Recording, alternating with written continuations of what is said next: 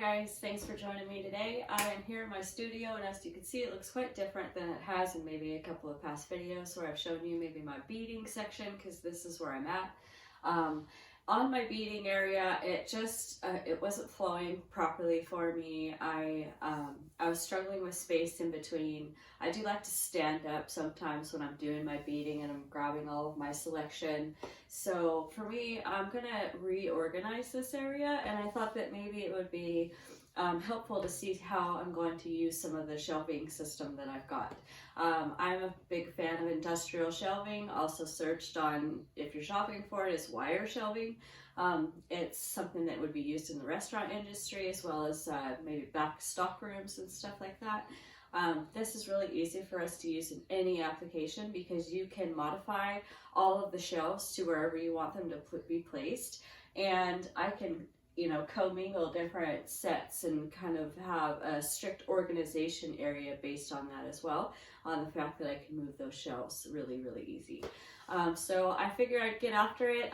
Here's my desk that I usually will do all of my beading on, my videos, my pictures. I've got two different vinyl floor sets here on this desk as well, so that's why sometimes in my videos you'll see a little two-tone. But it's also a great place for me to just flip one off, put one back on, and then I can kind of do pictures if I need to based on different style. So I guess I'll just get after it because there's a lot to do. And yesterday I had my very first day of a farmer's market, and I won't throw these people under the bus or anything for how it was set up, but just some things I think as a seller and a vendor, we wish it was maybe a little more cohesive as far as where we would be placed.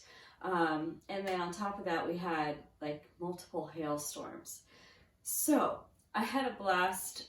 It was really great to talk to people. I had one particular sale that kind of, if you were to rank sales and the types that I get, this one was so important because when I said that each piece I make is a one-of-a-kind design, you'll never have anybody else that has it. So when it has a sentimental value to you, it holds that higher value because of it. Because you really know you are the only one that's going to get that piece. And so after I explained it to this lady, she says, "Oh my gosh, yeah, I really think I want this one for a family member who had passed." And so as a keepsake, she was looking through them and she's like, "Do you have any with stars?" And I pull up a charm that I had happened to already put together of the stars, and she's just like, "Oh my gosh," and you could see the excitement building. And then she comes across the crystal and sun catcher bead design that I basically put together that ended up being perfect for her and her meaning of what she needed.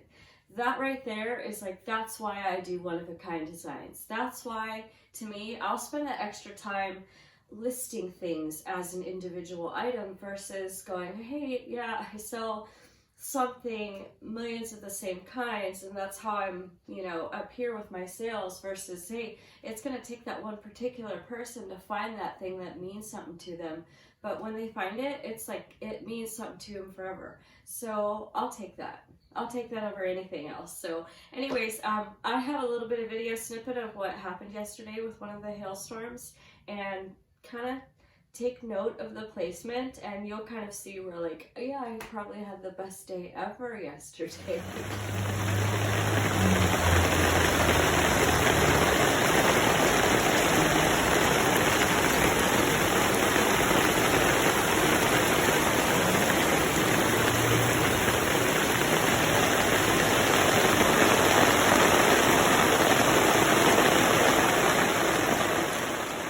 So today I'm gonna just rip this apart and put it all back together and move on. Okay, here we go, let's get at it. All right, so I'll talk really quick about what I put my beads in, because I think it's really important to have an easy access. And I've tried having like the flip tops containers and the sections that are in them for my beads, and I find that those tops they really became a pain in the bum when I was trying to line up all of my beads and look at all my options at once, because I'm extremely visual. I don't have these like color coded or anything. I just kind of like start throwing them in by size, throwing them in by as I got them. I filled trays. So there's no organization to this really whatsoever. But at the same time, like I can organize it as best as possible, as I wish, as I go along. But I just kind of wanted to show you. So this is a little Lego tray.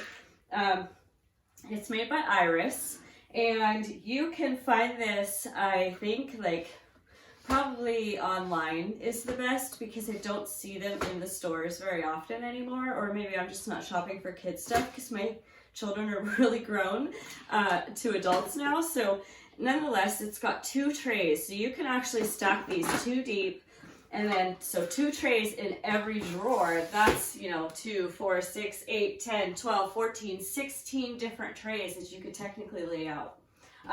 In mine right now, I only have the top tray of each one filled because I don't have as many beads to fill them all, or maybe I do and I just haven't separated them well enough. But anyways, what I'm doing right now works. So what I'll show you is I'm going to squeeze this into the corner there, and then I'll give you kind of a quick sample of how I would line them up.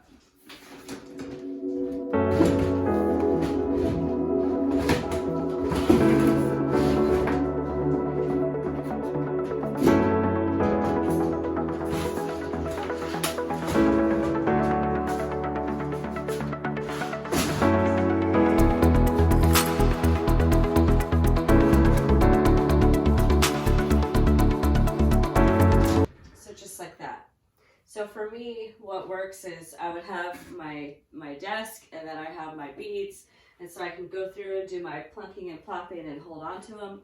I was using a table that just, it's kind of like a lightweight folding table, but every time I touch it, it would just wobble, or it would probably even wobble on my own as I walk by it.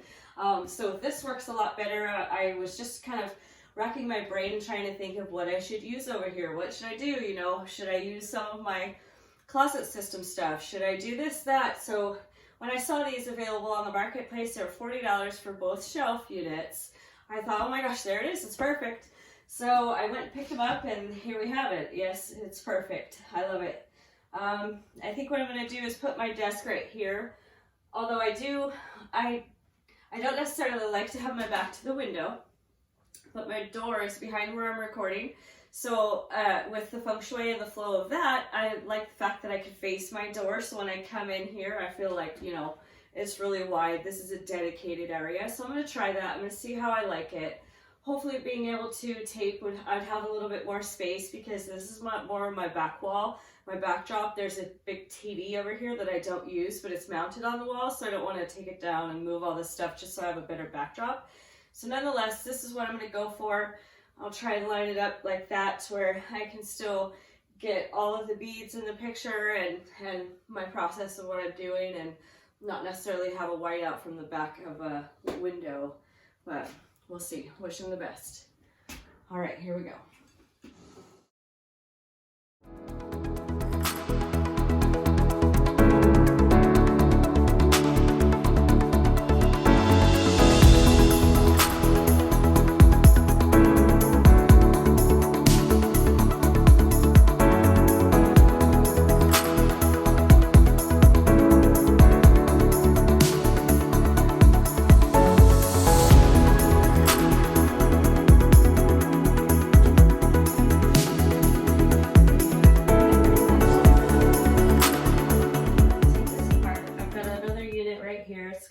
What they'd call a baker's rack.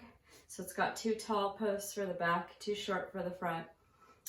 This came with 3 shelves and a wooden top. So I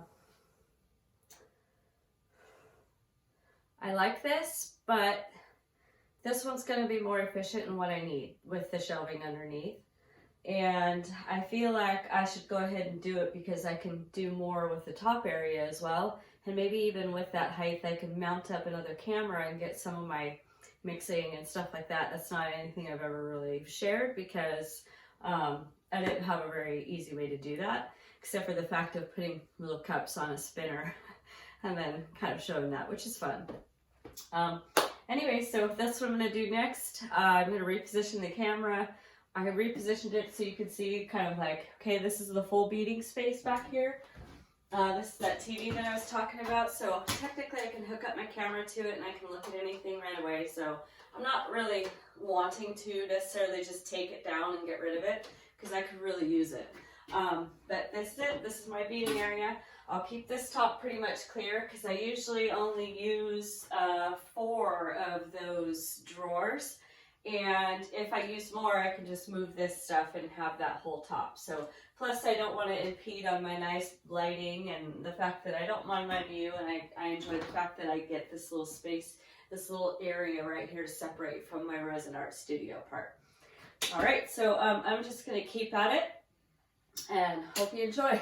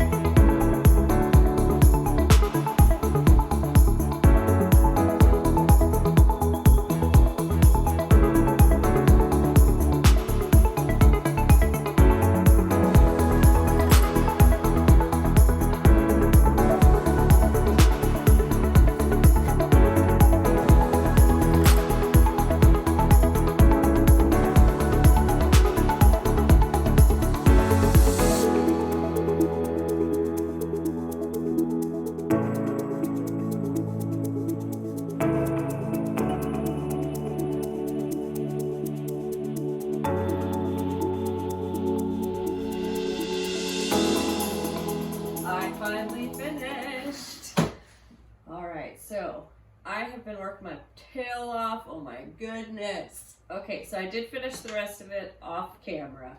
I got as far as getting the rest of my paints and a little bit of supplies up here, but it just got so messy and complicated, and I wanted to finish that. I figured at this point I'll just give you the review. You saw most of my main parts go up, and so I figured that that's probably the most important part, is like the structure of the room and the shelving system itself. So here I am, it's all finished up. I figured what I'll do is give you just like a quick little tour around the room, show you a little bit of what I've done. None of it's too special, it's just more or less sharing the space and where I work. This is where I am making all of my coolness. Okay, so anyway, so here's my work table. This is what I'm going to use for right now until I can get my other one all situated. I will have it on wheels, and then that way I can rotate this table whichever direction I want. I still have my bar above me right here, and that's going to be capturing my overhead shots for any of my work. So as you can see, like, I have my 10 boxes positioned in this area. If I had this table on wheels, I could literally rotate this table and put it on this side with my next piece, and then still capture that same overhead shot and get all of the new piece done without any movement of my camera, without any movement of the bars, just like, you know, easy peasy, all done. So that's my next point in what I'll do as far as this room change for the studio. So anyways, give me a moment here and I'll give you a close-up look, okay? All right, reintroduction to the new studio space.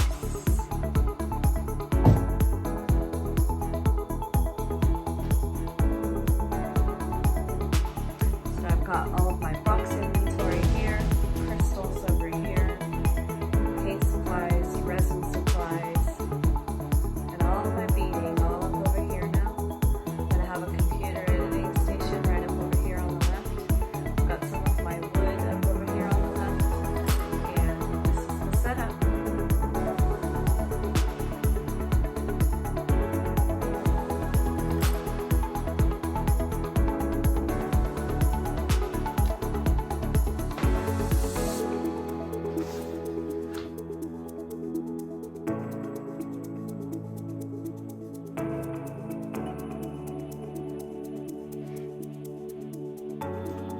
Too special, but this is it.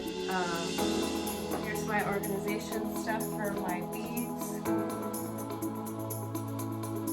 This is the table in which I'll be putting all of this together on. So now I'll be able to lay my bead trays across the top of that shelf and assemble everything right here and have it really set up. The resin station, I love the new baker's rack. It's got a lot more height to it, and then the 2 extra shelves down below.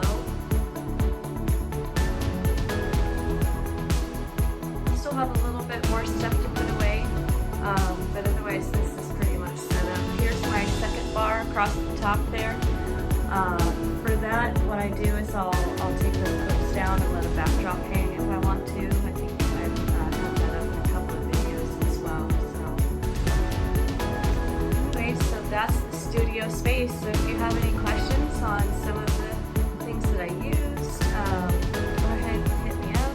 Please let me know if you liked this video, because this is kind of like a more personal side of what I'm doing, how I'm setting up my work and creating my art. So anyways, thanks for tuning in, guys.